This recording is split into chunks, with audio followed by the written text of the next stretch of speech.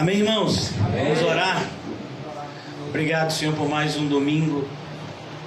Nos dá esse privilégio de iniciarmos a nossa semana na Tua companhia, Senhor, na Tua casa, buscando ouvir a Tua voz, sentir a Tua presença, Senhor.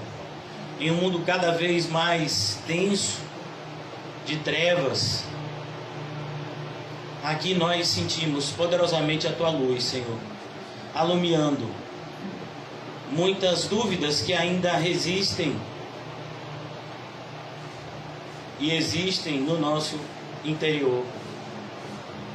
Nessa manhã, mais uma vez, Senhor, a Tua poderosa palavra nos ajude nesse processo de crescermos continuamente na graça e no conhecimento de Ti, Senhor, deixando para trás as coisas que passaram, dúvida, raiva, tristeza, rancor, amargura, decepção, frustração, e abraçando uma vida cheia do Espírito Santo, de amor, alegria, paz, bondade, benignidade, longanimidade, mansidão, fé, domínio próprio, Senhor. E o fruto do Espírito, Senhor, seja em nós cada vez mais evidente para a Tua glória, Senhor, para a nossa alegria. Abençoa, Senhor, os nossos irmãos aqui nessa manhã, com o encher-se do Espírito, Senhor. Ajuda-nos, Senhor, cada vez mais a entender o nosso papel, Senhor, nessa geração a qual o Senhor nos colocou. Pois o Senhor é o Senhor do tempo também. Muitas vezes nos esquecemos disso, Senhor. Queremos apressar as coisas, queremos procrastiná-las, quando na verdade deveríamos nos adequar com alegria aos Teus planos, que são perfeitos, agradáveis e bondosos. Dai-nos, Senhor, da Tua graça preciosa na manhã de hoje, para compreender as Tuas verdades e sermos enriquecidos por ela, no Espírito. Em nome de Jesus, amém e graças a Deus. Amém, irmãos?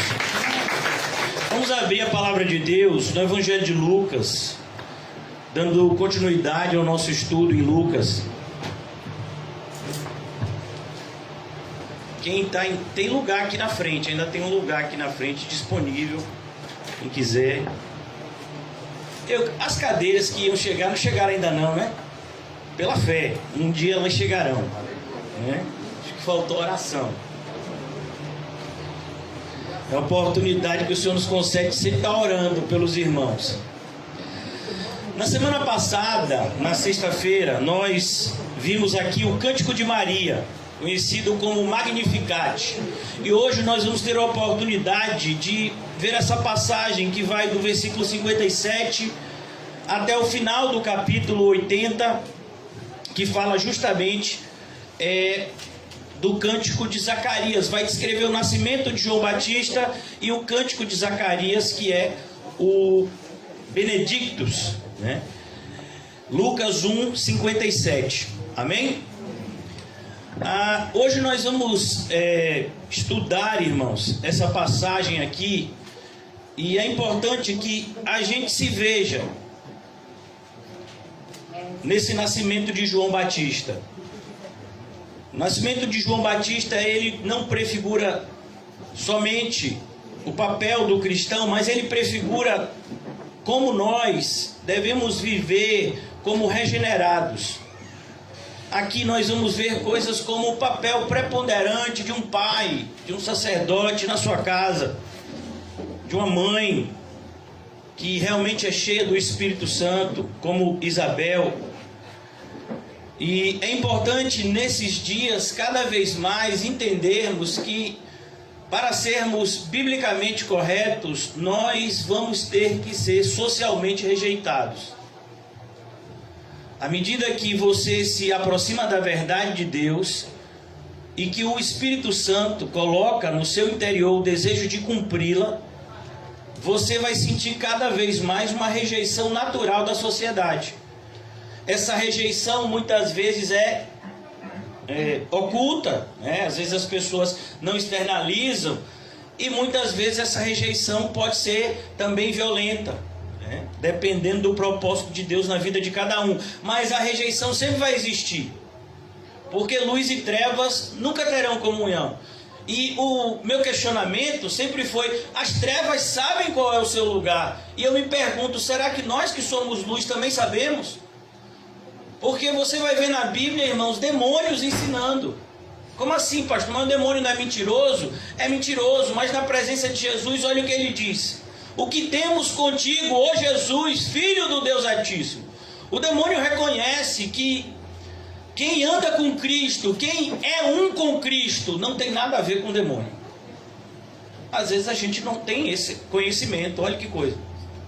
O livro de Tiago vai dizer que os demônios têm uma fé que faz com que eles estremeçam diante da presença de Deus.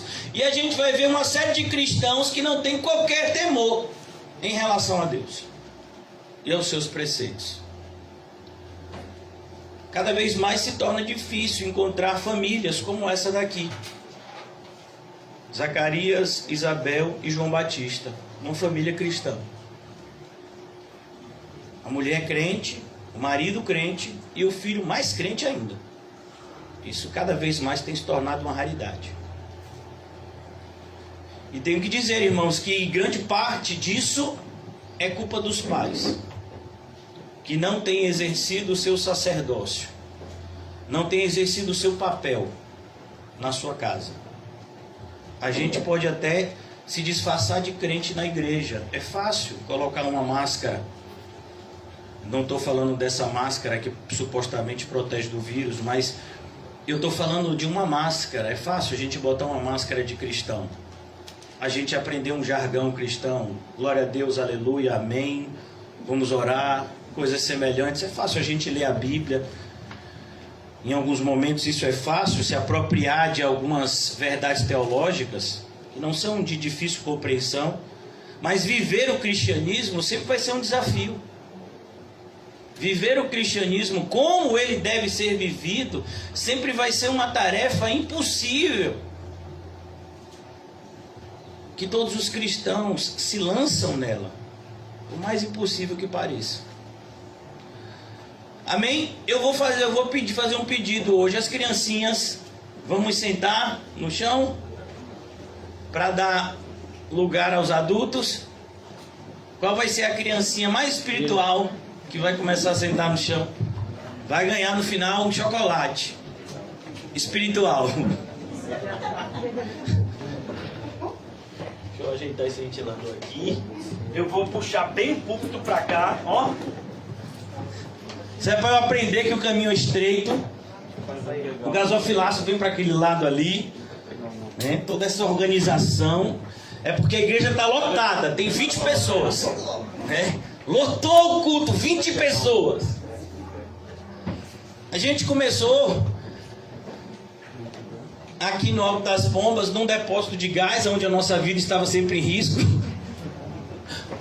Depois a gente foi para um cubículo, irmãos, que quando lotava, dava 5 pessoas, lotava, né? Tinha que ficar calmando lá de fora, em pé. E hoje a gente está aqui pela graça de Deus. Deus está no controle de tudo sempre. Para os irmãos que chegaram, para as criancinhas que estão aqui, vamos falar de vocês. Hoje a gente vai falar de uma criança espiritual, uma criança cheia do Espírito Santo desde o ventre da sua mãe, que viveu uma vida diferenciada, que foi João Batista. Amém? Vocês podem virar para mim, viu? Ali a rua não tem nada interessante, não. Pronto, depois desse momento de descontração, agora vamos abrir a Bíblia. Vocês que chegaram agora, nós estamos em João capítulo 1, versículo 57. Lucas, perdão, é que a gente está falando do nascimento de João. Obrigado, meu irmão. Lucas capítulo 1, versículo 57. E a gente está falando do nascimento de João Batista. O título da nossa mensagem de hoje é O Deus Misericordioso. O Deus. Não é um Deus. Faz toda a diferença a mudança do artigo. Porque quando você fala um Deus, significa que tem outros deuses. Quando você fala o Deus, significa existe o Deus verdadeiro, existe outros que tentam até ser Deus, mas que não são, como é o caso de Baal e tantos outros. Então, o Deus misericordioso. Pastor, por que a ideia de misericordioso? Porque esse é o significado do nome João.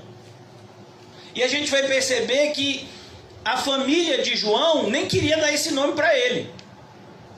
A família, como era a tradição naquela época, queria dar o nome de Zacarias, como Zacarias II, dar o nome de algum ancestral, né? Era uma forma de honrar, de prolongar o nome da família, né? Não era o costume você colocar o nome num filho de alguém desconhecido. Normalmente se colocava o nome de alguém que fez parte da linhagem no passado. E agora aqui no nascimento de João a gente vai ver como o nome é importante. João vem do hebraico Yohanan, que é a junção de duas palavras. Da palavra que a gente conhece muito, né? No hebraico, Yah é uma abreviatura, né, de Yahvé, que a gente conhece como Javé aqui no português. E a palavra Ronan, que vem de misericórdia, graça. Então uma tradução livre seria Deus é misericordioso. Esse é o significado do nome de João. Pode ser traduzido também como alguns falam, Deus é cheio de graça. Também seria uma tradução válida, né? Até porque a passagem, a palavra no hebraico, ela tem vários significados, né? Mas a ideia de graça e misericórdia sempre foram, é uma ideia muito próxima.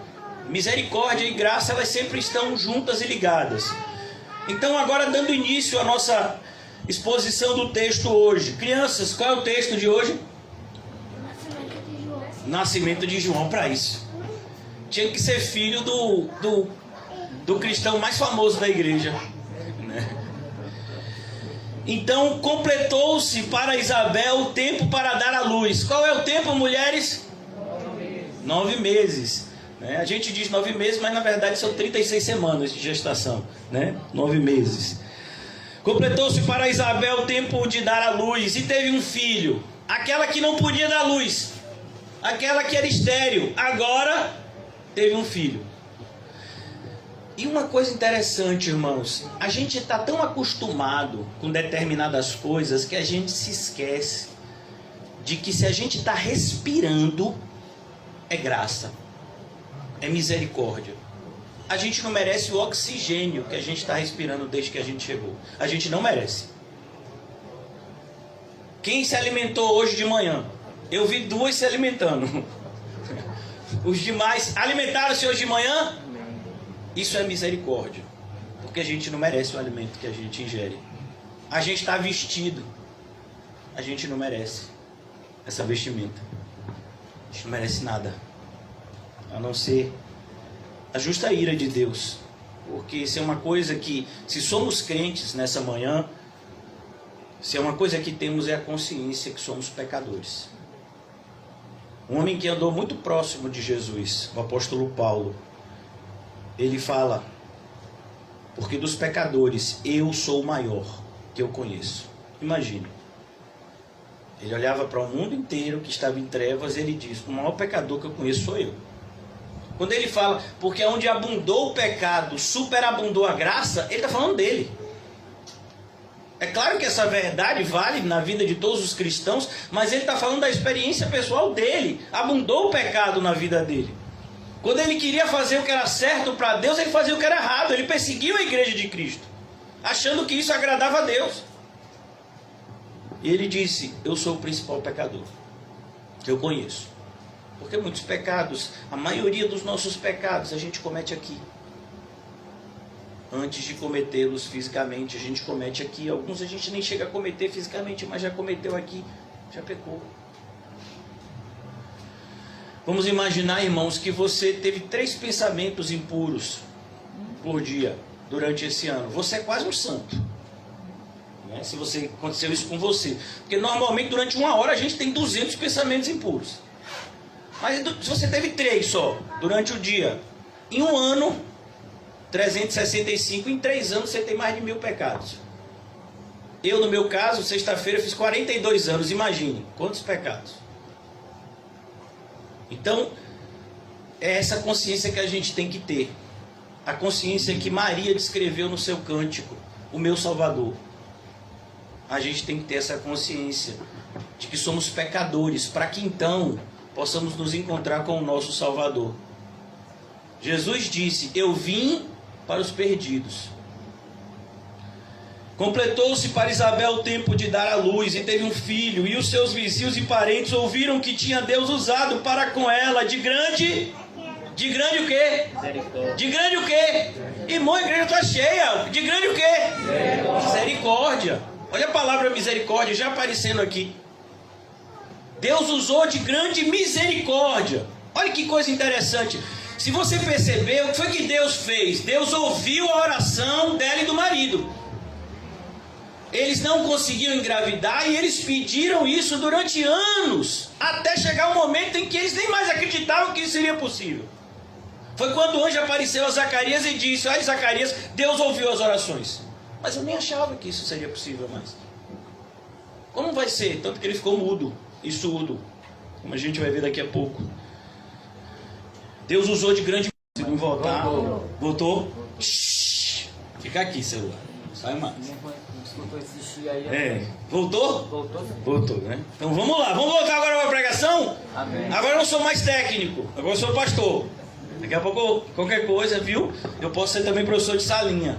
Isso tudo junto. E os seus vizinhos e parentes ouviram que tinha Deus usado com ela de grande misericórdia e alegraram-se com ela. Isso é uma raridade hoje em dia.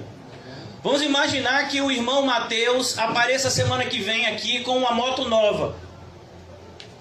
Aí provavelmente alguém vai dizer: ih, desviou. Desviou. Moto nova. Já pensou? Não, meu irmão, não pode não. É crente. Vamos imaginar que o irmão Mateus chega aqui contando pra gente que pegou essa semana junto com a irmã Fabiana o exame, os gêmeos estão lá. Aí já vai aparecer uma irmã e vai dizer: minha irmã, que trabalho que vai ser, viu? Olha, quando nascer você vai ver o que é filho, viu? Isso é a boca de um crente ou de um endemoniado, irmão? Hoje em dia, quando a gente divide alguma coisa com o irmão que nos alegra, rapaz, parece que o irmão fica triste com a nossa alegria. Não pode ser assim não, irmão. Aqui a gente vê que coisa bonita. As pessoas se alegraram com o que aconteceu com ela, porque era para se alegrar. A Bíblia diz: alegrem-se com os que se alegram. E com aqueles que estão tristes, a gente se entristece junto com eles. Esse é o propósito. A gente tem que ter esse discernimento. É claro que se uma pessoa chegar aqui e disser, né, pra gente se alegrar com coisas impuras, a gente vai repreender e exortar em amor. Mas quando alguém se alegra com coisas que de fato são claramente dádivas divinas, a gente tem que se alegrar também. Um irmão que estava desviado e voltou para a igreja. Ih, tomara que fique firme agora, viu? Porque eu não aguento mais esse irmão entra e sai, entra e sai. Oh, meu Deus. Se depender de você, vai sair para sempre, né? Então a gente tem que ter esse cuidado.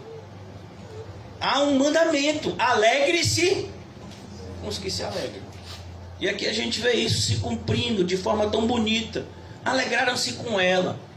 Uma senhora de idade que sofria muito pela esterilidade. Os irmãos já sabem, né? Já me conhecem, como eu gosto de desenho bíblico. E esses dias eu assisti com minhas filhas o desenho bíblico de João Batista. É muito engraçado, o personagem de Zacarias no desenho, ele é todo meio atrapalhado. E Isabel fica olhando para as criancinhas brincando lá, e ela desejando ter uma e não pode ter, né? E essa mulher teve um filho. E ele está nascendo aqui agora, e agora está nas mãos dela. Que alegria, já pensou? Algo que parecia impossível. E aconteceu que ao 8º dia, era o costume, era o 8º dia que se circuncidava a criança. Ao 8º dia vieram circuncidar o menino, e lhe chamavam Zacarias, o nome de seu pai. Eles queriam dar, os parentes que estavam lá, vários parentes vieram, foi um fato, foi um milagre. Imagine, chegando o ouvido, rapaz, Isabel tá grávida, vai nascer. Hoje em dia, quando nasce alguém, a casa fica lotada, né? Tem parentes que diz assim, que é negócio de vírus, né, bactéria, diz assim, ó, meu filho, eu não quero que ninguém encoste, não pode tocar, né? Se soubesse que é Deus que protege. Então aqui, os parentes estão lá, era o costume, estão lá, na circuncisão era justamente nesse dia. Hoje a gente dá o nome da criança das mães, o pai combina uma coisa. Aqui o costume era outro, no 8º dia, quando circuncidava, ele era homem, tinha circuncisão, que era a prova da aliança, que ele fazia parte do povo de Deus. Queriam lhe dar o nome de Zacarias, era o nome do seu pai, queriam honrar a família. E a mãe disse, de jeito nenhum. Olha, uma mãe crente, já imaginou? Sua família toda querendo uma coisa e você diz, não vai ser assim não.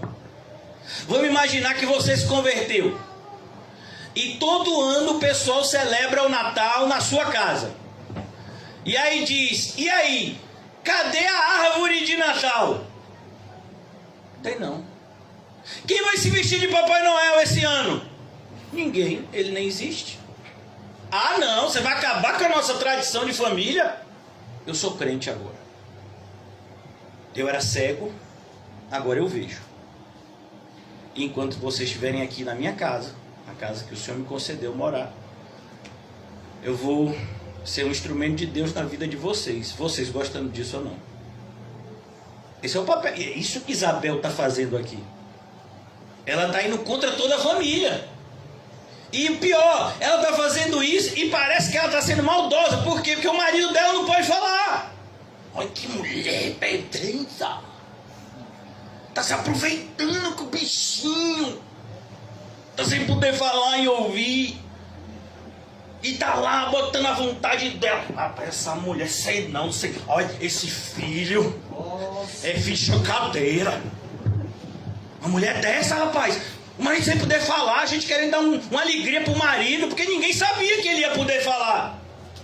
Oh, Deus. Ele, na mente, o quê? Um homem está sem falar 9 meses. Ele vai voltar a falar quando? Nunca. Salva-me, Senhor.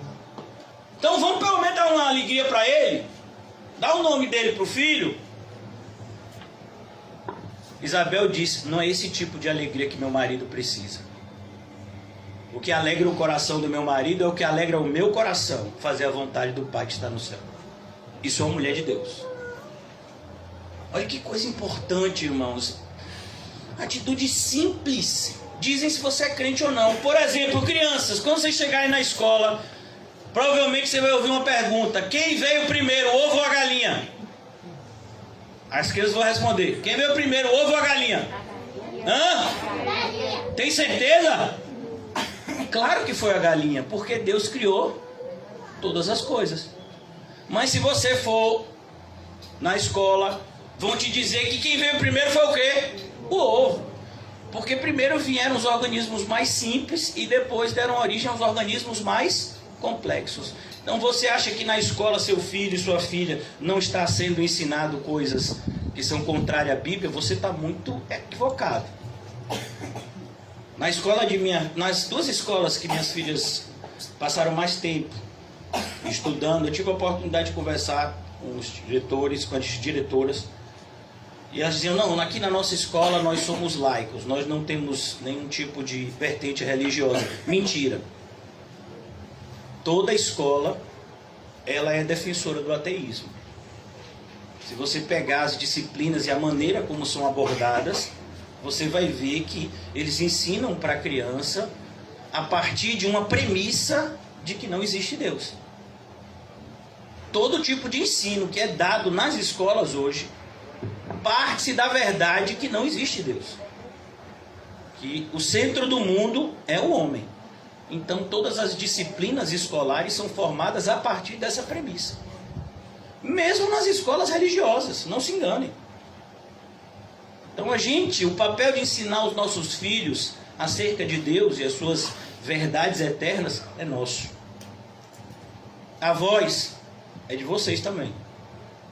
Então aqui ele diz, e aconteceu que ao 8º dia queriam circuncidar o menino, e queriam lhe chamar de Zacarias, o nome de seu pai. Respondendo a sua mãe, disse: não, não, porém será chamado João. João significa o quê? Deus é misericordioso.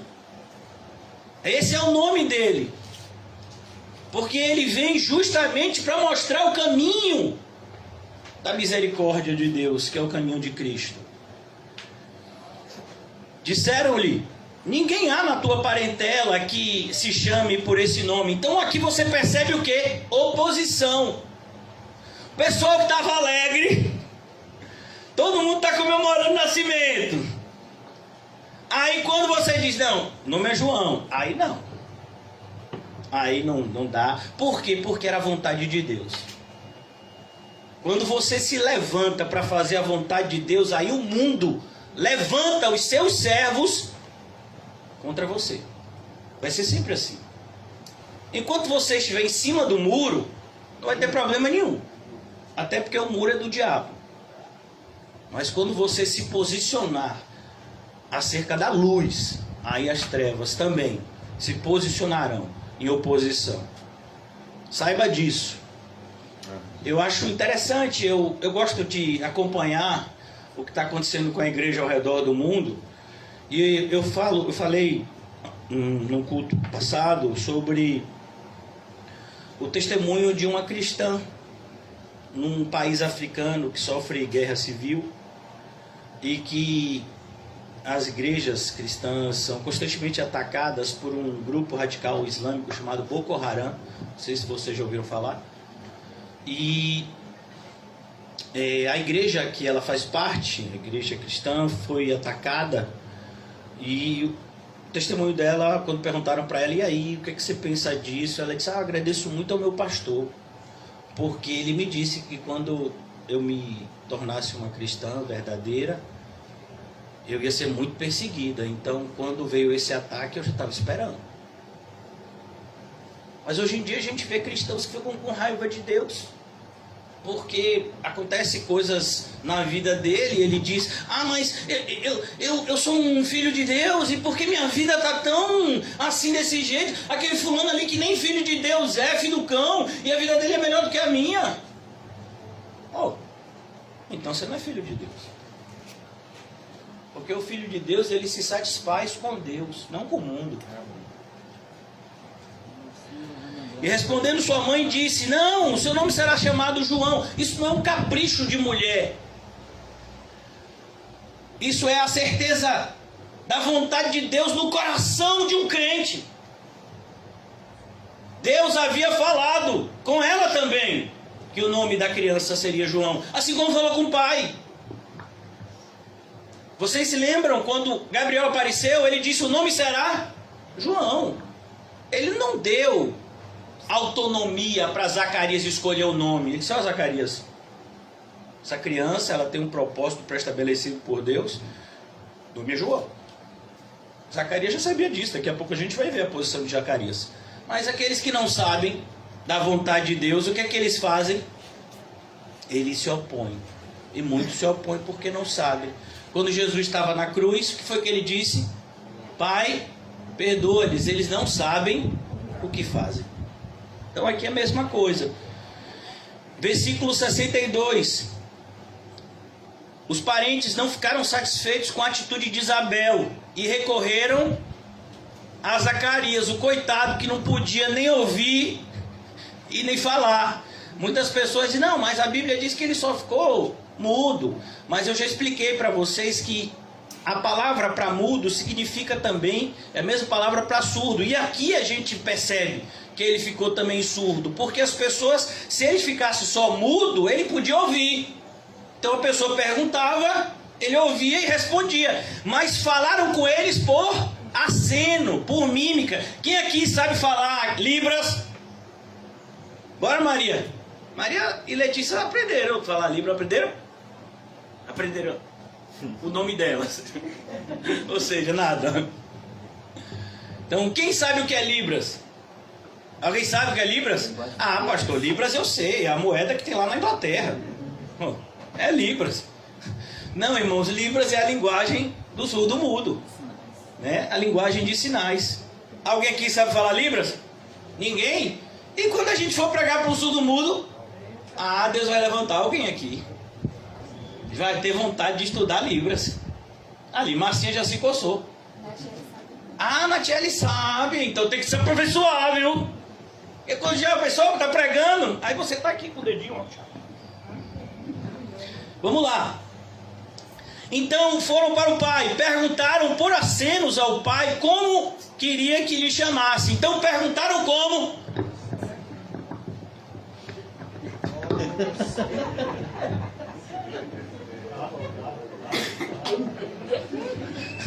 Você já imaginou como é que... Só sou eu que sou doido, velho. Porque o que a Bíblia está dizendo aqui? Perguntaram por acenos. O coitado tá lá, tá escutando nada, tá vendo o filhinho, tá uma alegria, né? Mas ele não escuta, não fala. E aí vem um monte de gente pra cima dele, ele já fica com medo. Não, rapaz, o anjo já me botou, vai ficar calado. Vocês querem fazer o que mais comigo? Aí traz o menino.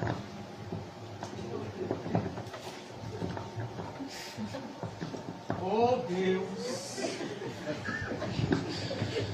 Eu fico imaginando essa cena. Como deve ter sido. Coitado de Zacarias. Tá pensando que é fácil ser crente, meu filho? Alguns lá no fundo, Zacarias. Alguns gritando, né? A torcida de Zacarias, a torcida de João, cada um com sua bandeira. E Zacarias lá, um bichinho com medo. Eu não fiz nada. Porque eu duvidei, pai. E pedindo ele uma tabuinha. Rapaz, camarada, é ordem e decência, viu?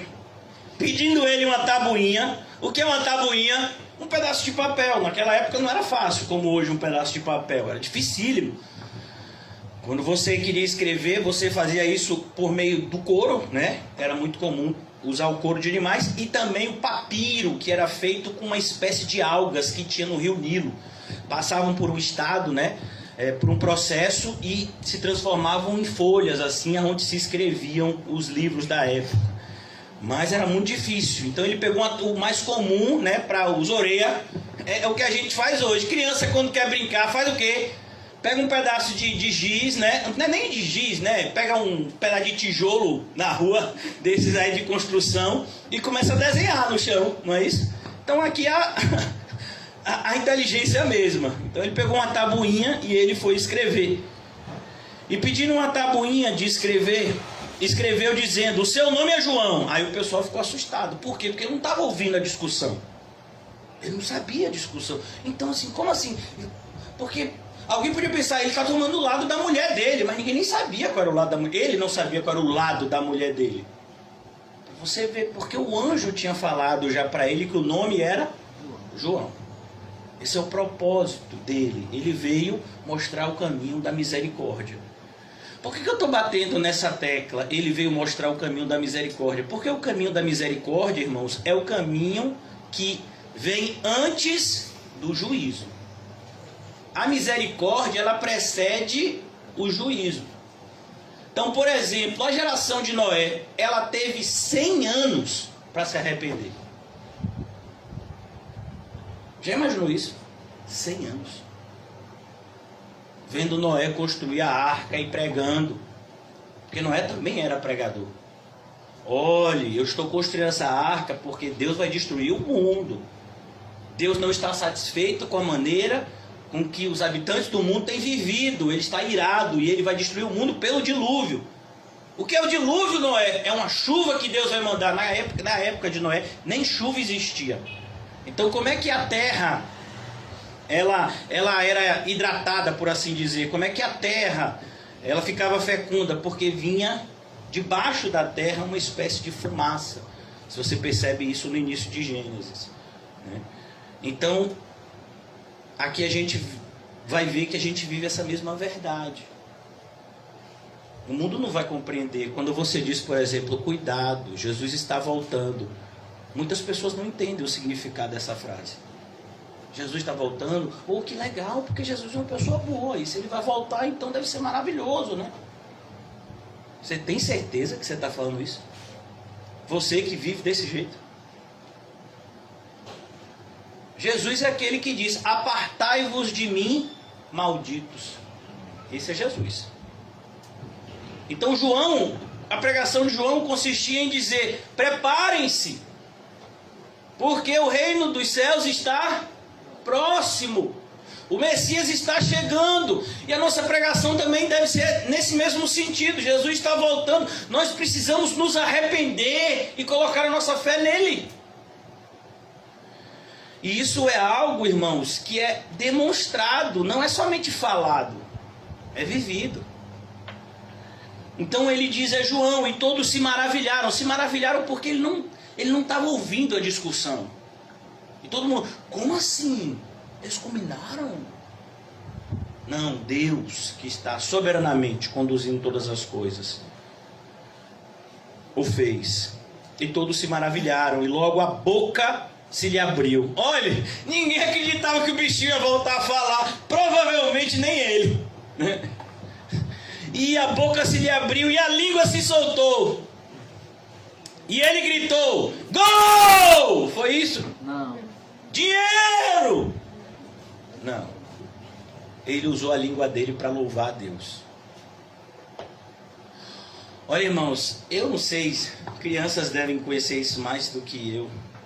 Tem um negócio de um aplicativo que chama TikTok, não é isso mesmo?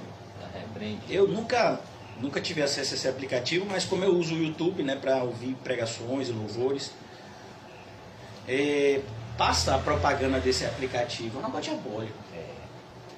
São músicas assim, obscenas, imorais, e como que são disseminadas como se fosse algo natural para as nossas crianças.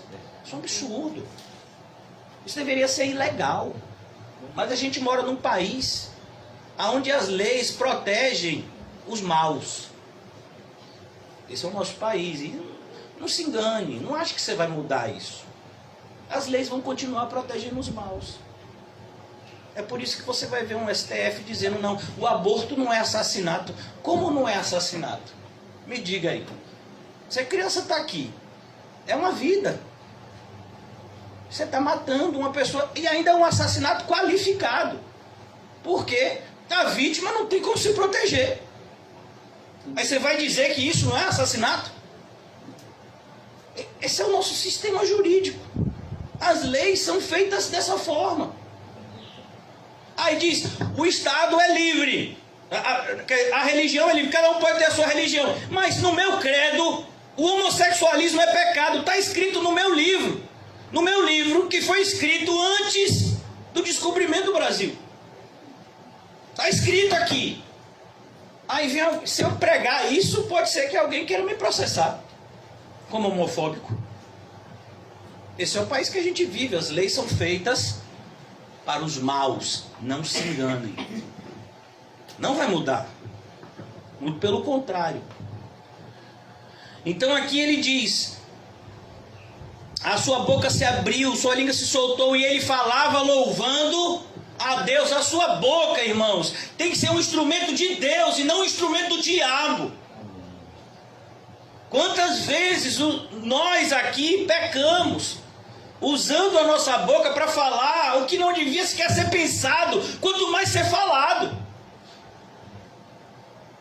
Irmãos, alguém aqui já tomou café? Ou sou eu? Quando a gente vai tomar café, a gente pega o pó e mistura no café e toma, é assim? Ou a gente filtra? Né? Você pode usar um filtro de papel, você pode usar uma meia suja, mas o processo é o mesmo. Você junta a água com pó e depois você filtra, porque você quer beber só o líquido, não é assim? No café não é assim? Meu filho, sua boca devia ser assim também. Amém. A gente sabe que na nossa cabeça, porque nós temos uma dupla natureza, nós somos ao mesmo tempo pecadores e santos. Porque nós que somos regenerados temos duas naturezas. Se você não é regenerado, você só tem uma. Mas um regenerado, ele está sempre com a carne lutando contra o espírito. Isso está acontecendo aqui. Então eu tenho que tomar muito cuidado para o que está acontecendo aqui não ser usado pelo mal para sair por aqui. Daí Tiago nos dá a importante lição. Crianças, vou fazer uma pergunta para vocês. Quantas orelhas vocês têm? 2. Quantos ouvidos? Quantos? Tem certeza? Só tem dois? Dois? E língua? Ah. Alguém percebeu alguma coisa? 2 ouvidos e uma boca ou uma língua. Quer dizer que a gente tem que ouvir mais e falar com cuidado.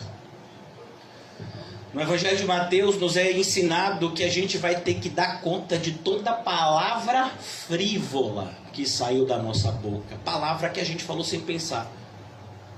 Quantas vezes a gente diz algo sem pensar? Ô, meu irmão, me perdoe. Eu perdoo. Mas se você não se arrependeu de verdade, aquela palavra vai ser usada contra você no juízo. Não sei se vocês já viram nos filmes americanos. Cuidado, tudo que você falar pode e será usado contra você no tribunal. Sabe onde isso é baseado? Na Bíblia. Quando a pessoa é presa lá, olha, cuidado com o que você falar, porque tudo que você disser a partir de agora pode e será usado contra você no tribunal. Você tem direito de permanecer em silêncio. Não é assim que fala nos filmes? A gente parece que esqueceu desse direito.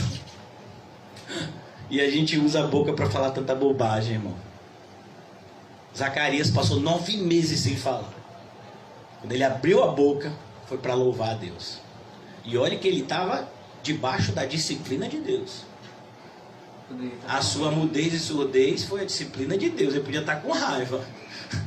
Ele podia estar chateado. Mas a disciplina de Deus num crente não faz o crente ficar chateado. Faz o crente se sentir privilegiado. Se Deus está me corrigindo é porque me ama. Eu vou para o céu. Oh, Deus maravilhoso. Maravilhoso, rapaz, você está mudo e surdo. Eu vou para o céu. E lá no céu eu vou falar. E não vou ter nem que me preocupar com o que falar, porque lá não entra pecado, então eu só vou falar coisa santa naturalmente. Mas aqui na terra a gente tem que se preocupar com o que fala. Tem que se preocupar com o que posta nas redes sociais. Ainda mais hoje, irmãos, que o que a gente fala fica gravado durante anos. Temos que ter muito cuidado com o que a gente fala. E logo a boca se lhe abriu e a língua se soltou e falava louvando a Deus. E veio temor. Veio o quê? Temor. Temor a Deus é o princípio da sabedoria. Todo aquele que de fato tem em si a sabedoria, que louva a Deus, ele tem um temor. Ele vê o poder de Deus em ação. Esse temor aqui, irmãos, não é de medo. É um temor de reverência. É um temor de entender que aquele que é o onipotente, o Deus todo-poderoso, está conosco. Então a gente tem reverência. Isso é temor na Bíblia. E veio temor sobre todos os seus vizinhos. E em todas as montanhas da Judéia foram divulgadas todas essas coisas. Ou seja, o nascimento de João, a maneira milagrosa como seu nome foi dado, foi divulgado. Perceba, irmãos, a nossa vida é um testemunho vivo. Na Bíblia, nós não aprendemos que os púlpitos têm que ser usados para dar testemunho. Várias pessoas já vieram aqui, elas vêm somente uma vez, depois vão embora. Pastor, eu queria dar o meu testemunho aqui. Eu digo, meu irmão, no culto não. Se você quiser depois, quando terminar o culto, na nossa confraternização, você fala a respeito de Deus na sua vida. Tem um momento para tudo. O momento do culto é para a gente pregar a palavra. Mas quando nós estamos em comunhão, aí a minha irmã, o meu irmão, diz para mim, rapaz, você não sabe o que Deus fez na minha vida essa semana, pastor. O livramento que eu recebi. Ô, meu irmão, foi mesmo, glória a Deus. A gente faz isso em comunhão, não no momento do culto público. O momento do culto público é para pregar a palavra de Deus, irmão. E a gente vê às vezes, né, eu participei de igrejas onde o culto era o testemunho de cantores, imagina, que passavam 95% de tempo falando da impiedade, aí depois dizia, aí Deus transformou minha vida e hoje eu sou crente. Não falou nada de Deus. Que culto é esse? Está glorificando aqui Deus esse culto. Então o testemunho é isso aqui. É quando o acontecimento, aquilo que Deus fez na nossa vida é propagado por meio da nossa perseverança em viver aquilo que Deus tem para nós. A mesma pessoa, eu particularmente vi 3 vezes o testemunho de um cantor que hoje em dia já negou a fé e já voltou para o mundo. Aquele Pierre Onassis, não é isso mesmo? Ele já voltou para o mundo de novo. Vocês souberam? 3 vezes eu vi o testemunho desse camarada e toda vez tinha que comprar o CD dele. Na época eu ainda tinha um pouquinho de dinheiro quando eu me converti. Depois o dinheiro foi sumindo, graças a Deus. E aí tinha que comprar, que ele chegava com uma caixa de CD, vamos comprar para ajudar o irmão, para abençoar. Aí a gente comprava, não sei o que fazia com aquele CD, aquela música. E aí depois, agora ele já disse que não é mais cristão, já voltou para cantar as músicas do mundo, e como se nada tivesse acontecido, é o comum hoje em dia. Mas quantos foram influenciados, né? Então aqui, versículo 66, todos os que as ouviam, as conservavam em seus corações, dizendo, quem será pois esse menino? Olha que coisa linda. Quem será pois esse menino? Ele nasceu desse jeito. Quem vai ser esse menino? Eles sabiam como Deus escolhia pessoas. E ele começava a agir na vida dessas pessoas desde o nascimento, como foi no caso de Moisés, que era um dos grandes referenciais do povo judeu. Como foi Moisés? Moisés nasceu numa época em que todo filho homem tinha que ser o quê? Morto. Mas aí a mãe de Moisés não quis fazer isso com o filho, escondeu até 3 meses e depois fez uma arca, botou no Nilo e ele foi salvo. Então, eles estavam acostumados. Quem será, pois, esse menino? Porque se nasceu desse jeito. A gente vê a história, por exemplo, de Sansão, que tem algo parecido também. A mãe de Sansão não podia ter filho. E aí eles têm filho, o pai e a mãe dele, e é anunciado o propósito de Sansão. Inclusive o nome de Sansão significa o quê? Pequeno sol. E o propósito dele.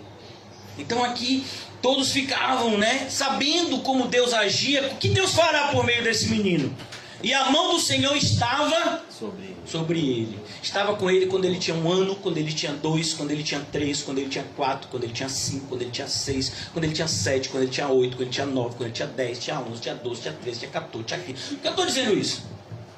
Porque hoje em dia parece que as crianças não têm que ser cobradas, não têm que ser ensinadas a respeito do céu e do inferno. Hoje em dia parece que se a criança morrer hoje vai para o céu. Quem disse isso? Vocês acham isso mesmo, criança? Que se morrer hoje vai para o céu? Não. Graças a Deus elas não estão enganadas. Ah não, mas está escrito na Bíblia que o céu é dos pequeninos. Meu filho, o céu dos pequeninos não é de... Se for assim, Joaquim vai passar na frente de todo mundo. Salva-me, Senhor. Que é a mais baixinha da igreja. Joaquim disse, rapaz, tô tranquilo. Tem 1,50, tô aqui. É 1,50, irmã?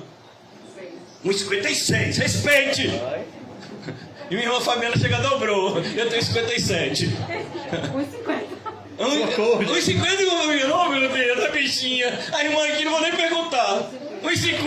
Oh. Ai, vocês tudo estão passando na frente.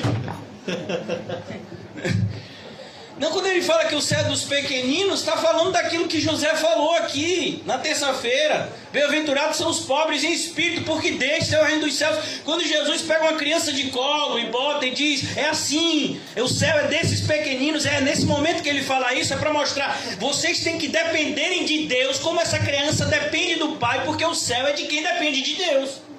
Esse era o ensinamento. Agora uma criança tem idade para pecar, para matar, para fazer um monte de coisa. E você vai para o céu? Então, crianças, tem que temer o Senhor mesmo. Vocês que estão crescendo na igreja, tem que crescer com esse temor santo no coração, para quando chegar na adolescência não se desviar. Amém. Muitas crianças são criadas na igreja, quando chegam na adolescência, são apresentadas as coisas do mundo. Quando chegam, às vezes, na fase adulta, 17, 18 anos, né? Que vão se emancipar. Ah, não, agora eu não vou ficar nesse negócio de igreja, agora eu vou aproveitar o mundo. Cuidado, viu? Que você lembre do que você aprendeu. O céu e o inferno são reais. Tão reais quanto o salão que a gente está aqui hoje, a cadeira que você está sentada, a comida que você comeu, a roupa que está te vestindo. Céu e inferno são assim. Cuidado. Então aqui, a mão do Senhor estava com ele. A ideia, a mão do Senhor estava com ele em todo esse processo de crescimento. Com 12 anos, Jesus foi encontrado aonde? No templo. Na igreja. Imagine. Vou imaginar. Quem tem 12 anos de vocês aqui? Ninguém? Só José que está ali? José tem quantos anos? Ah, já tem 13. Seu Leão se perde dele. Onde é que ele está? Está na igreja conversando com José e com outro José sobre Deus. Glória. Os dois vão ficar até mais tarde, né? Amém. Estudando o Pentateuco todo, né? Amém? Hein, José? Olha que seu Leão fica orgulhoso, fica feliz, viu? Já pensou? Você chegar em casa, meu avô, hoje eu estudei o Pentateuco todo com o irmão José. E a gente ainda leu assim de quebra o início de Marcos. Imagina, os dois José assim estudando. Mas as crianças às vezes ficam contando que não, esse pastor fala demais. Eu não sei quem é pior, se é ele ou se é o outro. Escuta, não termina. Eu já fiquei numa posição, já fiquei na outra. O bumbum já tá, como é? Formigando. E esse pastor não cala a boca. Deixa eu até olhar o horário depois dessa. A mão do Senhor estava com ele. A mão do Senhor está com vocês? Tá? Tá mesmo. Olha que eu vou observar essa semana. Eu observo isso na gilete de casa. Né?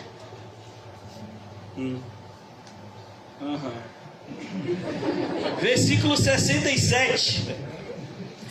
Vou continuar um pouquinho. Posso continuar mais um pouquinho? Amém. E Zacarias, seu pai, foi cheio do Espírito Santo. Irmãos, olha que presente de Deus para uma criança é ter um pai cheio do Espírito Santo. É um presente que um homem pode dar. Meu filho, você pode dar todo dia para os seus filhos comerem aquele negócio que chama mingau de cachorro. Farofa de... alho, farinha e água. Alho, farinha e água. Pronto, pode comer isso todo dia. Quinho, comia o que, Quinho, quando era pequeno? Barro. Não, que outro dia falou que comia uma coisa assim, não era? Café com farinha. Café com farinha. É por isso que ele ficou desperto, que ele tem sono, porque já na infância ele ficou o tempo todo acordado. Socorro. Agora ele está com soninho, o bichinho. Acumulou. Então assim, você pode não ter muitos recursos financeiros. Por que eu estou falando isso, irmãos? Porque a sociedade que a gente vive, ela cobra isso da gente. Parece que o papel do pai ou da mãe, que a gente vive numa sociedade hoje em dia que a mulher também, né, ela contribui, e isso não tem problema bíblico, desde que ela seja também uma boa dona de casa. Então a Bíblia vai dizer pra gente, não, a gente não tem que aceitar isso. A nossa grande responsabilidade é ser um homem, ser uma mulher cheia do Espírito Santo no nosso lar. Eu achei bonito um gif que fizeram de José. Ali tem a cara de Helena. Ele gif. É a fotozinha de José, tá no grupo. Dizendo, o espiritual é real. E José assim, ó. Socorro, Jesus. Não tava assim mesmo ou foi impressão minha? Os irmãos que viram no WhatsApp, tava assim. E embaixo, o espiritual é real. Falei, oh, aleluia. Na hora assim eu fiquei crente. Misericórdia. E Zacarias, seu pai, foi cheio do Espírito Santo. Quem de nós aqui tem vivido uma vida cheia do Espírito Santo, ou buscado pelo menos? O apóstolo Paulo diz, na carta aos Efésios, se eu não me engano, enchei-vos, pois, do Espírito Santo. Enchei-vos do Espírito Santo. Bendito o Senhor, Deus de Israel. Por isso que o título dessa passagem, como tem o Cântico de Maria, que vai de 46 a 56, dos versículos 67 a 80, a gente tem o Cântico de Zacarias, que é conhecido como Benedictus, por causa do latim, que começa essa frase aqui no versículo 68, bendito o Senhor. Essa palavra bendito em latim é Benedictus, né? Assim como lá na parte de Maria, o Cântico de Maria é conhecido como Magnificat, por conta da primeira frase também do cântico, né? A minha alma engrandece o Senhor. Isso no latim seria essa palavra Magnificat. Então aqui é o Benedictus. Bendito o Senhor, Deus de Israel. Bendito. Bendito. O que é alguém bendito? É alguém que se fala bem. Por que a gente fala bem de Deus? Porque só Deus é o que? É bom. A gente fala bem daquele que é bom e daquele que só faz o bem. Quando iam falar alguma coisa de Jesus, diziam: tudo que ele faz muito bem. Não tinha nada que Jesus fazia mais ou menos. Crianças, as tarefas de casa, da escola, vocês fazem bem? Não vai fazer mais ou menos não. O que é, José, que está se coçando? O que foi? Deu de cara? Eu vou fazer bem a tarefa. Amém? Eita, que massinha disse, vou orar. Bendito o Senhor, Deus de Israel, porque visitou e remiu o seu povo. Ele visitou. O povo estava se sentindo o quê? Perdido. 400 anos sem Deus falar com o seu povo. 400 anos sem aparecer um profeta. 400 anos. Parecia que Deus havia se esquecido. Quantos de nós já nos sentimos assim? Porque por causa de alguns dias, né? Que a gente se esfria na fé. E normalmente a culpa é nossa. A gente se esfria na fé e a gente se sente perdido de novo. Aí Deus dá aquele choque. Normalmente por meio de uma pregação de José.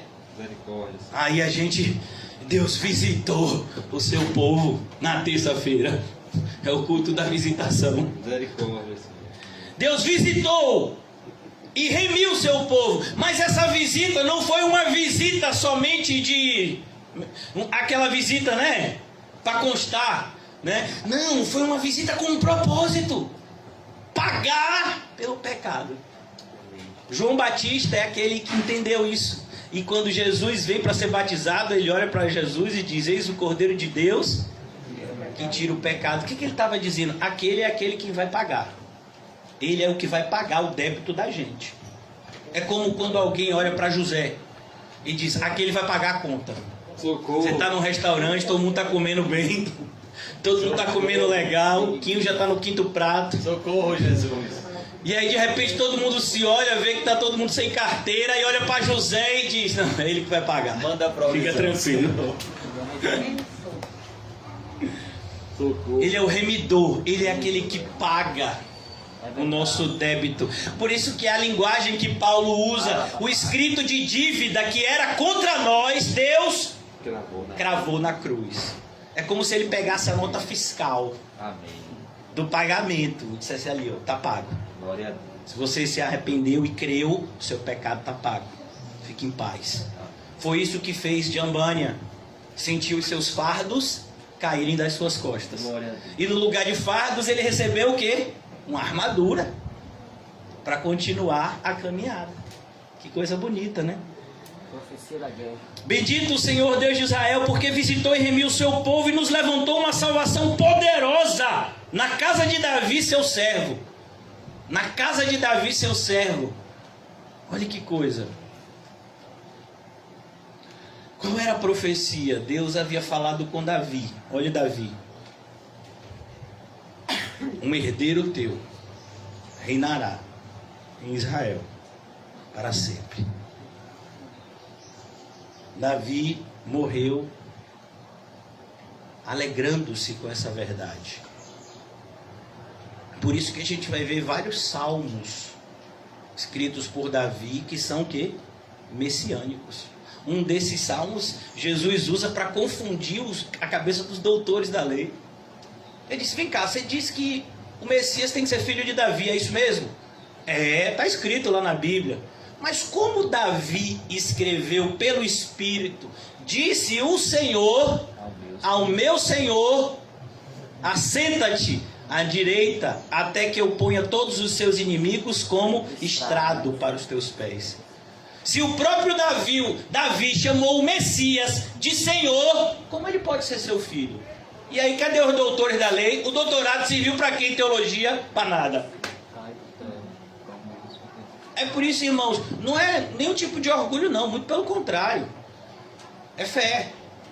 Se vier qualquer doutor em teologia conversar comigo, não vou ficar intimidado não. Por quê? Não é a mesma Bíblia? Se ele vier com teologias extra-bíblicas, eu digo: meu amigo, você sabe que você está errado, né? Não, mas eu tenho um pós-doutorado em teologia, mas eu tenho uma Bíblia, você tem?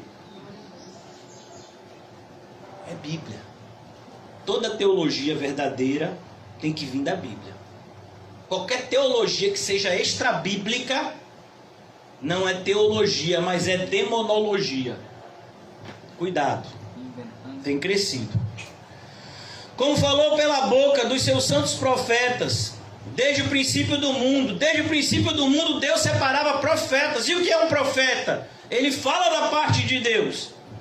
Nós conhecemos os profetas hoje como pregadores. Desempenham o mesmo papel. Se eu não estiver falando da parte de Deus para vocês, vocês estão perdendo tempo. Mas o que eu estou falando para vocês procede da palavra, procede de Deus. Então isso é para o enriquecimento da nossa alma e para a nossa segurança. E Deus fala, como sempre falou, para nos livrar dos nossos inimigos e da mão de todos os que nos aborrecem. Olha que coisa.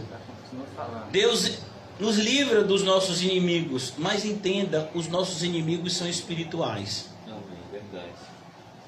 Os nossos inimigos, eles não são carnais. O apóstolo Paulo, cheio do Espírito, nos deixou essa bendita verdade, para que nós não nos confundíssemos. Não se enganem, a nossa luta não é contra a carne e sangue, contra os principados, potestades, contra as hostes espirituais do mal, que habitam nas regiões celestes. Por que eu estou falando isso? Porque se o diabo estiver usando uma pessoa e essa pessoa vai embora, e você diz, oh, aleluia, glória a Deus, o diabo vai usar outra pessoa, talvez até pior. Ele diz, oh, eu queria tanto que a outra voltasse. Porque eu acho que a outra tinha um demônio só, essa tem 7. Então é melhor você entender que não tem como a gente fugir dessa atmosfera. O inimigo vive ao derredor. O que é que vai trazer alento, consolo e alegria para o nosso coração? É a gente ter Deus dentro de nós. O inimigo pode estar até ao derredor, amém? Está, mas Deus está dentro de nós. O apóstolo Paulo diz, né? Cristo em nós, a esperança da glória. Quem tem Cristo dentro dele, não precisa temer o inimigo ao derredor dele. Então é essa a verdade que muitas vezes a gente não abraça como deveria. Para manifestar misericórdia aos nossos pais e lembrar-se do seu santo concerto. Os irmãos que vão preparar a ceia podem começar a preparar por conta do espaço geográfico. Eu creio que a gente vai ter um pequeno trabalho da distribuição dos elementos da ceia, mas podem começar que a gente já vai cear, amém? Para manifestar misericórdia aos nossos pais e lembrar-se do seu santo concerto e do juramento que jurou a Abraão nosso pai, de conceder-nos que, libertados da mão dos nossos inimigos, o servíssemos sem temor. Então, irmãos, você estava nas mãos do diabo, até que o Senhor enviou luz, e agora que você vive na luz, você tem que servir a quem? A Deus, e não aos seus próprios interesses. Antes eu usava droga, eu estava na mão do diabo, eu apostava, eu gastava todo o meu dinheiro em jogos, eu fazia isso de errado, eu fazia isso de errado. Agora que eu estou no Senhor, eu uso todos os meus recursos para dar uma boa vida para minha família e para mim. Você está errado. Está errado isso. A Bíblia não ensina isso. Aquele que roubava, não roube mais, mas trabalhe para quê? Para juntar e ter uma vida... para ter como acudir o necessitado. Olha o propósito de você ter alguma coisa a mais do que você precisa. É dividir com aquele que tem menos. Para que em tudo haja igualdade. Mas se a gente pregar isso, irmãos, parece uma ofensa para alguns irmãos que têm mais. Não, isso é a Bíblia. Se você pregar isso em determinadas igrejas, o pastor é capaz de ser afastado. Igreja que tem gente rica, né? Porque vai se sentir ofendido. Eu sempre preguei assim. Algumas vezes, eu acho que por uma providência divina, pessoas de alto poder aquisitivo já frequentaram cultos que eu estava pregando.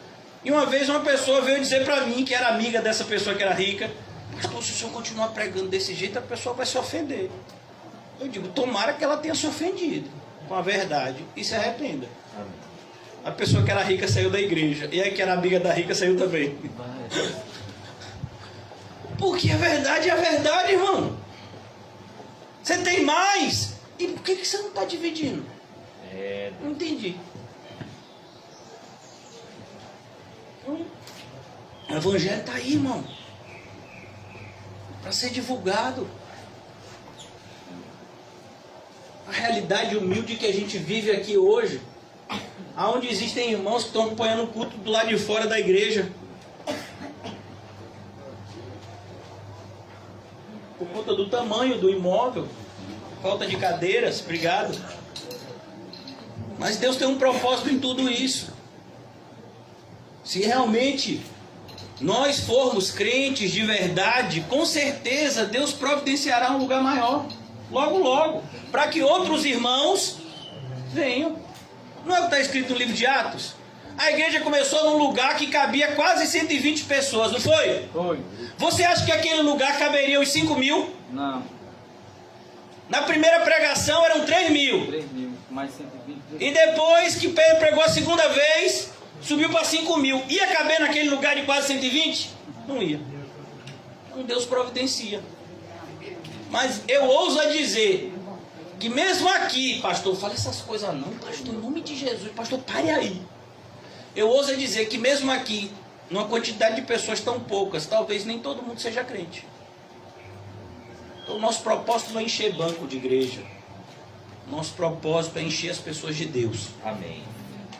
Por meio da palavra que vem junto com o Espírito, entra em nós e muda a nossa vida. Em santidade, se nós de fato queremos servir a Deus, é preciso entender que isso tem que ser feito em santidade e justiça. Quantas pessoas dizem, pastor, eu queria fazer tanto, assim, algumas pessoas, não são tantas pessoas, mas algumas pessoas já chegaram, pastor, eu queria fazer mais na igreja. Então comece a viver uma vida santa, porque como você está vivendo não está muito certo não. Às vezes a pessoa diz, pastor, eu queria participar desse ministério X, desse ministério Y, e aí como é? Então vamos começar a viver uma vida santa? Vamos começar a dar um bom testemunho, porque tem que começar aí. Servir a Deus sem santidade? A Bíblia diz que sem santificação ninguém verá o Senhor. A pessoa está toda torta, eu já vi isso muito, irmão. A pessoa vive uma vida toda torta, mas porque tem uma condição melhor, já recebe logo um ministério na igreja. Pelo amor de Deus, irmão. Que é isso? É brincadeira? Não pode ser assim não. Porque a maneira de se servir ao Senhor está escrito aqui, santidade e justiça. Essa justiça aqui não está falando somente da justificação não, está falando também de você viver uma vida correta. De onde, para que o nome de Deus não seja blasfemado. Tá vendo fulano congrega em tal lugar, mas você viu como ele faz? Você viu o que ele estava fazendo outro dia? A gente não pode dar essa oportunidade para o diabo não. Eu não me incomodo, como eu disse, eu tomo conta da filmagem, eu tomo conta do roteador, eu tomo conta das crianças, se precisar varrer eu varro, se precisar pegar peso eu pego, olha o meu tamanho. Não tem problema, irmão. Eu só não vou colocar gente que não tem compromisso com Deus para fazer determinadas coisas para Deus, porque aí não pode. Inclusive tem gente que saiu da igreja e ficou com raiva de mim por causa disso. A pessoa disse, eu quero fazer isso e isso, eu digo, você primeiro tem que se consertar, né? Aí a pessoa ficou com raiva. Não, irmãos, eu aprendi isso com a Bíblia. Em santidade e justiça perante Ele todos os dias da nossa vida, todos os dias. Não, pastor, mas assim, eu vivo de maneira santa há 11 meses. E um mês eu tiro férias. Para eu aguentar ser crente, tem que ser assim. Eu conheci um pastor que faz isso até hoje. Ele tem um mês de férias que ele vai sempre para resorts assim, mas tira umas fotos assim, né? Nos resorts e tal. Digo, é brincadeira. Olha, irmãos, tem 10 anos que eu sou pastor. Sabe quantos dias de férias eu tive? 0. Os únicos dias que eu não preguei foi os dias que eu estava internado de Covid. E aí José pregou e orou, pai, traz ele de volta. Eu sentia isso na igreja. A gente conversou até aqui. Essa sexta-feira a gente ficou conversando na esquina ali. Eu sentia do hospital o senhor às vezes me chamando para perto. E o senhor disse, não, meu filho, tem alguém que está pedindo que você volte. Eu vou botar você para respirar direito. Não deu nem para descansar, porque às vezes a pessoa fica internada, né? 1 semana, 2, eu fiquei 2 dias. No terceiro dia me deram, sai, feliz. que estão orando para você voltar logo. E bateu certinho. No dia que eu fiz o exame, foi até a irmã que fez, a irmã Cláudia, que eu já não estava mais transmitindo o vírus, não é isso mesmo? Aí o José pegou o vírus e disse, pastor, como é? QRU. É quando tá com problema, né? O segurança fala, QRU, é um problema. Se estiver perto de algum segurança de shopping que disse assim, QRU, cuidado, viu? O problema é você. E aí José ligou para mim e disse, QRU. Eu falei, QRU o quê, meu filho? Pastor, eu barriei. Como foi, meu filho? Peguei. Aí veio voltar eu, com o pulmão todo comprometido para pregar. Na primeira pregação, meu filho, eu fiquei tão pálido que o irmão João estava no dia, não foi, meu filho? O irmão João disse, ele vai desmaiar. E eu vi que o bichinho ficava com a perna aqui já preparada para a corrida. Que ele disse, quando ele fizer assim, eu vou correr para a corrida não ser alta. Porque estava lá na boca do rio ainda, né? E o bichinho ficava ensaiando a corrida. Assim, já com o bracinho. E aí a gente vê o pessoal achando que não, eu vou servir a Deus assim, sabe? 5 dias, 2 dias eu quero pra mim. Meu filho, se você serve a Deus, é 7 dias por semana, 365 dias por ano. E se for bissexta, 366, viu? Para você, olha, o pastor diz 365. De 4 em 4 anos eu tenho uma folga. Não. Até a volta do Senhor. E você vai sentir alegria nisso, não tristeza. E tu, ó menino, serás chamado profeta do Altíssimo. Oh meu Deus, como eu queria que nós fôssemos chamados assim. Cada um de nós, homens e mulheres. Profeta do Altíssimo.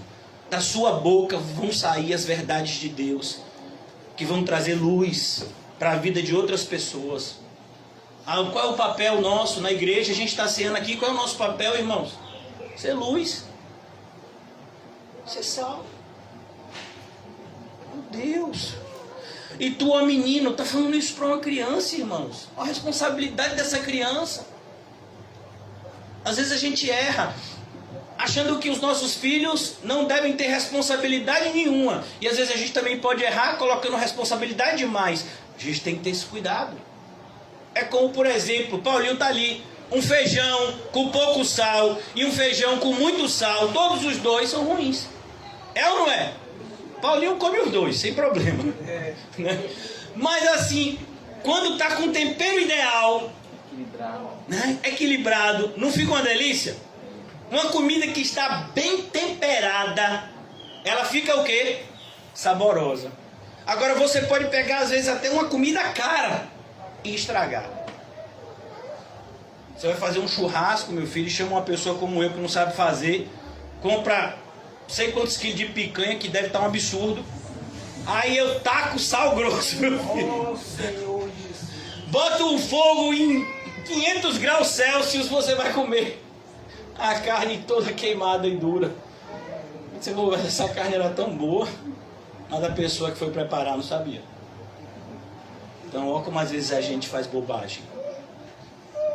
Então ele diz, você será chamado profeta do Altíssimo, porque has de vir ante a face do Senhor e preparar o caminho dele, para dar ao seu povo conhecimento da salvação, da remissão dos seus pecados. Que coisa maravilhosa, o privilégio que o Senhor deu para a gente, não para os anjos, para a gente.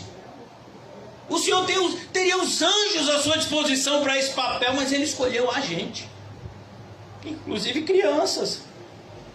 O coleguinha perguntar, você foi para onde no domingo de manhã? Eu fui para a igreja, fiquei ouvindo um pastor lá que pregou 2 horas, eu ficava doido querendo correr.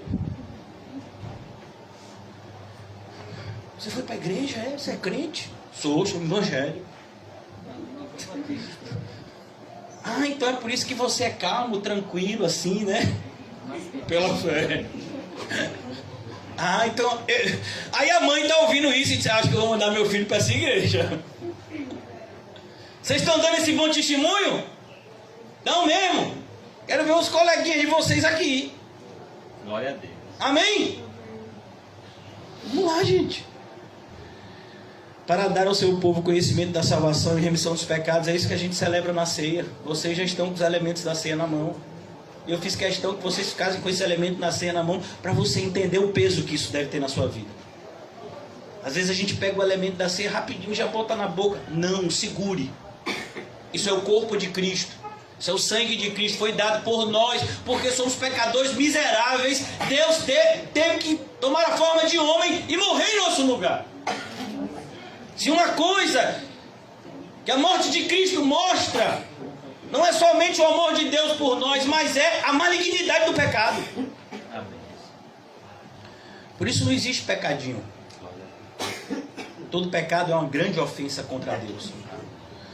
Pelas entranhas da misericórdia do nosso Deus, com que o Oriente do Oriente do Alto nos visitou, para iluminar os que estão assentados em trevas e sombra da morte, a fim de dirigir os nossos pés pelo caminho da paz. E o menino crescia e se robustecia em espírito. Todo aquele que é crente tem que crescer e ficar o quê? Forte. A ideia de fortaleza aqui, irmãos, não tem nada a ver com algo físico. A ideia de fortaleza aqui é uma firmeza espiritual, onde você não é mais abalado. Nós às vezes parecemos uma cana. O vento sopra para um lado, a gente vai, o vento sopra para o outro, a gente vai. Não, o cristão tem que ser firme. Minha vida está mais ou menos, eu estou do mesmo jeito. Minha vida está caindo todos os pedaços do mesmo jeito. Minha vida está maravilhosa, eu desviei. Não, minha vida está muito boa, vou para a igreja também, glorificar a Deus. Amém. Mas parece, irmãos, que não, a gente tem um relacionamento com Cristo e com a igreja, é tão circunstancial, né? Hoje eu estou precisando de ir ao culto, hoje eu estou precisando. Por quê? Tem algum dia que você não está?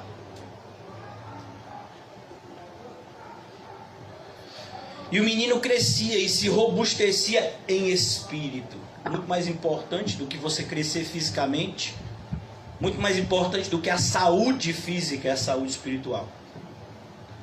E esteve nos desertos até o dia em que havia de mostrar-se a Israel. Sabe o que eu acho interessante, irmãos? Uma coisa aqui que eu sei que eu já passei um pouquinho do horário, um pouquinho muito, mas assim, algo interessante que eu não posso deixar de falar é como a gente tem que criar as nossas crianças de maneira separada. Eu preciso dizer isso para vocês, porque se eu não disser, ninguém vai dizer. Eu já ouvi centenas, talvez milhares de cultos. Já ouvi centenas de pregações sobre família, sobre criança, sobre o papel da mulher, como criar as crianças. Já ouvi, nunca ninguém disse isso. E está escrito aqui na Bíblia, não sou eu que estou dizendo. Se só fosse eu que estivesse dizendo, pode jogar no lixo. Sou melhor que ninguém, mas é a Bíblia que está mostrando. E eu vou ler de novo, preste atenção na redação do texto, preste atenção no que o Espírito Santo colocou Lucas para escrever para você e para mim ouvir. E esteve nos desertos até o dia que havia de se mostrar a Israel. Todo o crescimento dele foi separado. A ideia é que ele teve uma vida diferenciada das pessoas da sua geração. Mas hoje em dia a gente cria todo mundo junto, misturado. Não sabe mais a diferença de crente para incrédulo. Não! Você tem que mostrar para o seu filho que nós somos diferentes. Você tem que mostrar isso para você mesmo, que você é uma nova criatura. Porque se você continua sendo a antiga criatura, então você não tem nada para comemorar. Só para se desesperar. Vou ler de novo. Esteve nos desertos. Ele vivia uma vida separada. Sabe? Não foi só ele que viveu assim, não. Se você pegar a biografia de Spurgeon, era assim também. Spurgeon desde pequeno. As crianças tinham vontade de fazer determinadas coisas, ele tinha vontade de ler a Bíblia. Ele tinha vontade. Por isso que eu dou graças a Deus, uma das minhas filhas, né?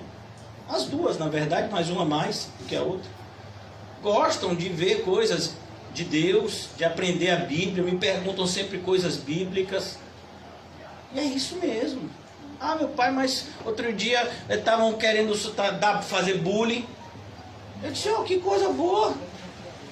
Oh, meu pai não gosta quando eu falo assim de Jesus e o pessoal fica fazendo chacota. É isso mesmo, meu filho. Natural. A gente não tem que ser igual ao mundo para agradar o mundo, não, irmão. Se a gente estiver agradando o mundo, a gente está desagradando a Deus, entendeu? Porque isso está expresso na Bíblia. Então fulaninho que não quer nada com Deus, ele tem que olhar para você, ele tem que muitas vezes achar você um chato de galocha. Ah, fulano é insuportável. Olha para ele, só me vem a imagem assim de seriedade, de buscar as coisas do alto. Pelo amor de Deus, não é só isso. A vida é só isso. É. Se você é crente, buscar as coisas que são do alto. Percebeu? Porque determinadas coisas ainda não estão acontecendo na nossa vida, porque a gente não atingiu o patamar de santidade que a gente deveria. A gente tem que crescer, irmãos.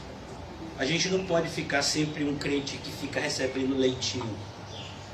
Tem que crescer para receber responsabilidades na igreja, para ter o privilégio de ser participante na geração de novos filhos de Deus. Já pensou que maravilha? 3 ou 4 mulheres se reúnem e chamam amigas e começam a evangelizá-las, e de repente uma dessas amigas diz: eu quero também esse Jesus. Que eu coloquei nessa cena 4 mulheres, porque mulher também evangeliza outras mulheres. Porque parece ser uma ideia tão ruim, tão machista. Não, isso é bíblico. Porque tem sempre que fazer as coisas ao contrário da vontade de Deus. Aí se entrar um homem, pastor, e aí eu não vou evangelizar mais? Aí você diz: ô meu irmão, é que a gente está aqui entre mulheres. Se você quiser, tem culto lá no domingo, meu pastor vai ter uma alegria de conversar com você. Olha que coisa bonita. Ou então, eu vou lhe dar o telefone aqui. O nome dessa pessoa é José. Ele vai te evangelizar. Pensa numa pessoa que gosta, principalmente de madrugada, de evangelizar. Então assim, eu vou te dar o telefone dele. Enquanto a gente está aqui no estudo bíblico de mulheres aqui, ele vai ficar falando com você aqui no telefone, tá bom? Por que a gente não pode fazer as coisas com ordem e decência? Sempre vem essa pergunta: é porque ele tá, a gente estava, tinha só mulher, pastor, mas aí um homem quis entrar, o que a gente faz? Ordem e decência. Vem cá, tá todo mundo aqui, né? Tá ou não tá? Tem gente que está na China, outras pessoas estão em casa, na cabeça. Meu irmão, a gente está aqui. Se entrar uma barata, vai deixar ela aqui? Mulheres, vocês vão ficar felizes com a barata andando pela igreja? O que a gente faz com a barata? Hein? Mata. Por que não deixa ficar e se divertir também? Porque as coisas têm que ser com ordem e decência. É como se tivéssemos aqui 10 homens aqui, e de repente entra uma senhora ou entra uma senhorita. Eu quero ouvir também. Ô minha irmã, agora não. No culto que tiver todo mundo, você fica. Porque não é uma aparência do bem fazer isso. Isso é uma aparência do mal. Imagine, 10 homens e uma mulher. Glória a Deus. Isso é uma aparência do mal. Ah, mas ela é uma alma sedenta por ouvir a palavra de Deus. Se for, vai ser com ordem e decência. Amém, Jesus. Se for mesmo. Espera aí que eu vou chamar a Marcinha. Ela mora aqui atrás. Ela vai vir e vai conversar com você. Chama a Natiele também, que mora perto. As irmãs que moram perto, chama tudo. E chama também as filhas na fé de vocês duas aí, que vem pro estudo de quinta. Vem de galera aí, ó. Aquela moça que estava sozinha já vai estar cheia de mulher ao redor para falar de Jesus para ela. Olha que coisa bonita. Por que a gente não faz assim? Parece que a gente sempre quer fazer as coisas da maneira errada, né? Parece que a gente tem prazer de fazer as coisas da maneira errada. Porque fazer as coisas da maneira certa dá o quê? Dá trabalho. É verdade. Ah, quer dizer que tem que chamar. Deixa aí, que bobagem. Bota pra sentar longe. Não, irmão, tem que ser crente. Tem que fazer as coisas da forma de Deus. E cada vez que a gente estuda a palavra, a Bíblia diz: o que é santo, fique santo como estava. É assim que diz na sua Bíblia? Santifique-se mais ainda. Então, por exemplo, tem coisas que talvez para você e para mim eram bobagem há 5 anos atrás, mas agora... Não, agora não, agora é sério. Não, agora não. Agora quando acontece determinadas coisas eu corto logo. Mas antes não era bobagem. É porque eu não entendi a seriedade disso. Entendeu? Amém. O santo santifique-se mais ainda. Depois disso, irmãos, você pode olhar para esse pedaço de pão, por favor, e para esse copo, e você entender que você vai cear porque você é santo. Porque Jesus derramou o sangue dele por você. É isso que simboliza esse copo. O meu caiu, não foi? Eu bati no púlpito. Ainda bem que a gente não é católico. Porque se fosse católico, eu tinha que fazer toda uma cerimônia aqui.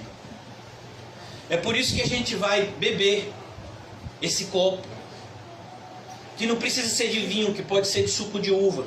E tomara que seja de suco de uva, porque o álcool faz mal ao organismo. Então a gente vai comer esse pão por quê? Porque Jesus morreu por nós. E o mínimo que a gente pode fazer, não é o máximo não, é o mínimo. Uma vez que Ele morreu por nós, é viver por Ele. Isso é o mínimo. Tomar as atitudes corretas. Obrigado, viu, meu filho? Ainda bem que... Olha como Deus é bom. Tinha mais. E até molhou aqui minha Bíblia de vermelho, que é para eu saber. Aí eu quero perguntar para você. A gente vai cear agora. Você tem consciência que Jesus morreu pelos seus pecados? Amém. Porque, irmãos, uma vez uma senhora cristã, ela falou determinada coisa numa sala, uma salinha bíblica. Ela disse: olhe, crianças, quando eu era da idade de vocês, o meu pai me apresentou um amigo dele, um senhor cristão, que já estava perto de ir para o céu. E ele olhou para mim: criancinha, eu quero dar para você um grande presente. Você precisa aprender que são duas coisas bem diferentes. Saber que Jesus morreu por pecadores e saber que Jesus morreu pelo seu pecado. É por isso que a gente está ceando aqui. Por que o pastor não ceia por todo mundo? Porque o seu pecado é seu, assim como o seu arrependimento é seu também. Eu sou casado, mas eu não posso nem cear pela minha mulher, que dirá. Então, você está aqui com esses dois elementos se lembrando: Jesus morreu pelo seu pecado. Então você pode ceiar e sair hoje daqui saltitando de alegria, porque Ele morreu pelos seus pecados. Senhor, se não fosse o Teu Espírito. Mas muito obrigado, Senhor, por compreender que o Senhor morreu pelos nossos pecados. Que libertação maravilhosa, Senhor. Saber que os nossos pecados foram pagos, cada um deles. Todo o mal que fizemos, todo o mal que intentamos fazer, foi perdoado. Ó Jesus, e o Senhor sabe, pois é o Senhor mesmo que colocou essa vontade no nosso interior, de não querer mais viver uma vida que te desagrade. Por isso, Senhor, ajuda-nos para que se cumpra em nós essa profecia bendita: o santo santifique-se mais ainda, o limpo limpe-se mais ainda. Ó Senhor, que essa verdade maravilhosa se cumpra em nós, que cada dia seja um dia de santificação, um dia de purificação espiritual para nós. Que vejamos essa semana como uma oportunidade gloriosa de demonstrarmos que houve uma mudança radical em nós. Que as coisas que antes eram importantes para nós não são mais. Pois agora o nosso coração brada em alta voz: buscai, pois, em primeiro lugar o reino de Deus e a sua justiça, e as demais coisas vos serão acrescentadas. Ó Senhor Jesus, que essa verdade ressoe a todo instante no nosso coração, nos dando paz em saber que nós temos um bom pastor que cuida de nós, para que todas as preocupações que muitas vezes nos afastam de Ti sejam dissipadas, e aquilo que antes nos afastava de Ti seja motivo para nos aproximar de Ti em adoração e gratidão, porque o Senhor cuida de nós e continuará cuidando, pois somos ovelhas do Teu aprisco. E como ovelhas do teu aprisco, Senhor, dai-nos ouvidos para ouvir cada um dos teus muito sábios conselhos, para que vivemos uma vida, Senhor, de luz, aonde pessoas que estão ao nosso redor possam ser alcançadas para a tua glória, para a nossa alegria. Ajuda a nossa pequena congregação, Senhor, a dar um bom testemunho nessa comunidade local do Alto das Pombas e também em Cosme de Faria, Senhor. Os lugares em que nós estamos agora.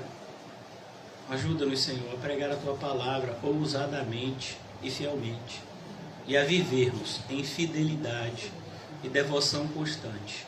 Em nome de Jesus. Amém e graças a Deus. Amém, irmãos? Saúdem-se mutuamente com um cumprimento santo. Quero só lembrar vocês que os nossos cultos voltaram aos horários normais. Então, segunda, terça e sexta, 7h30 da noite. Domingo, 9h30. Amém? Amém. Eu quero pedir a vocês que todos vocês se comprometam em orar uns pelos outros. Amém? Amém. Quem vai fazer isso essa semana? Amém? Então, antes de ir embora, olhe para o rosto dos seus irmãos, e ainda que você não lembre do nome, mas quando você estiver de joelho orando, vá orando por cada um deles, porque o Senhor ouve a oração dos seus filhos. Que o Senhor nos leve em paz.